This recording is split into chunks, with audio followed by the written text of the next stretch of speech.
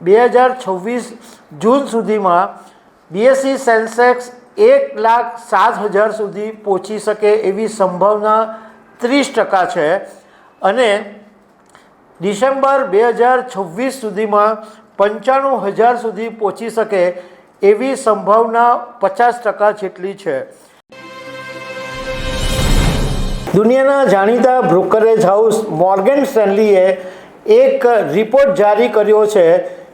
એ જો તમે સાંભળશો અને શેર બજારની અંદર જો તમે રોકાણ કરતા હશો તો એ તમારો ચહેરો ખુશીથી ઝલકી ઉઠશે, કારણ કે આ રિપોર્ટની અંદર એક પોઝિટિવ વાત કરવામાં આવી છે। તો આના વિશે હું તમારી સાથે વાત કરીશ। મારું નામ રાજેશ શાહ છે અને તમે જોઈ રહ્યા છો ગુજરાતના સૌથી મોટા ડિજિટલ ન્યૂઝ પ્લેટફોર્મ ખબરછે.com। ભારતીય શેર બજાર જે 2025માં ઇમર્જિંગ માર્કેટની સરખામણીએ 31 વર્ષનું સૌથી વધારે ખરાબ પરફોર્મન્સ આ વખતે કર્યું। એટલે 2025માં સ્ટોક માર્કેટની જે સ્થિતિ છે એ બહુ જ ખરાબ રહી, પરંતુ 2026ની અંદર શેર બજાર રફતાર પકડી શકે છે, BSE સેન્સેક્સ ઉછાળો મારી શકે છે અને આ વાત કરી છે મોર્ગન સ્ટેનલીએ। મોર્ગન સ્ટેનલીએ એક પોતાના એક રિપોર્ટની અંદર એવું કીધું છે કે 2026 જૂન સુધીમાં BSE સેન્સેક્સ 1,07,000 સુધી પહોંચી શકે એવી સંભાવના 30% છે અને ડિસેમ્બર 2026 સુધીમાં 95,000 સુધી પહોંચી શકે એવી સંભાવના 50% જેટલી છે। હવે એનું કારણ બી આપ્યું છે કે શું કામ મુંબઈ શેર બજારનો ઇન્ડેક્સ છે એ 2026માં ઉછળી શકે। તો મોર્ગન સ્ટેનલીના રિપોર્ટની અંદર એવું કહેવામાં આવ્યું છે કે નીતિગત ફેરફારો અને ભારતીય અર્થતંત્રની અંદર જોવા મળી રહેલી ઝડપી વૃદ્ધિ અને કોર્પોરેટ કમાણીના વળતર એનો જે માર્ગ મોકળો થઈ રહ્યો છે એ એક કારણ છે।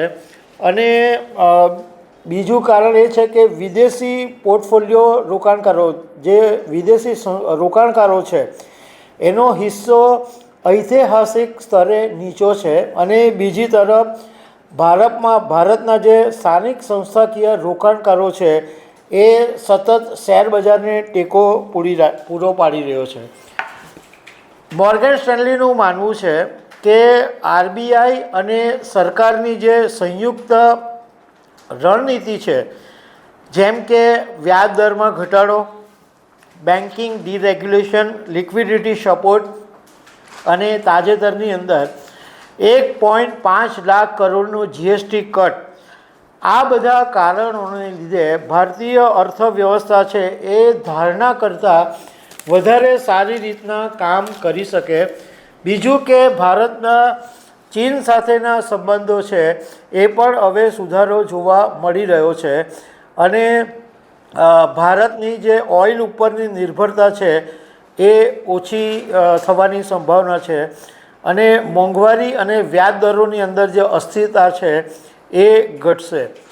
જોકે સાથે સાથે મોર્ગન સ્ટેનલીએ એક બીજી તરફની પણ વાત કરી છે કે ધારો કે જો ક્રૂડ ઓઇલનો ભાવ $100 ઉપર જાય તો હાલત બગડી શકે અને એને કારણે RBIએ સખત પોલિસી અપનાવવી પડે। બીજું કે જો વૈશ્વિક વિકાસ ધીમો પડે તો અમેરિકાની અંદર મંદી આવે અને એની ઉપર પણ શેરબજાર ઉપર અસર પડે અને શેરબજારનો જે સેન્સેક્સ છે એ 76,000ના લેવલ પર આવી શકે, પણ એની સંભાવના 20% હોવાનું મોર્ગન સ્ટેનલીના રિપોર્ટમાં કહ્યું છે। અહીંયા અમે ખબરછે.com ઉપર એક વાતની સ્પષ્ટતા કરી દેવા માંગીએ છીએ કે આ એક ન્યૂઝ હતા જે તમારી સાથે શેર કરવા જરૂરી હતા, પરંતુ તમે જો શેરબજારમાં ઇન્વેસ્ટમેન્ટ કરતા હો તો તમારા સલાહકારની સલાહ મુજબ જ રોકાણ કરજો। તો દર્શક મિત્રો, આવા અનેક અપડેટની સાથે અમે તમને મળતા રહીશું। Thank you very much.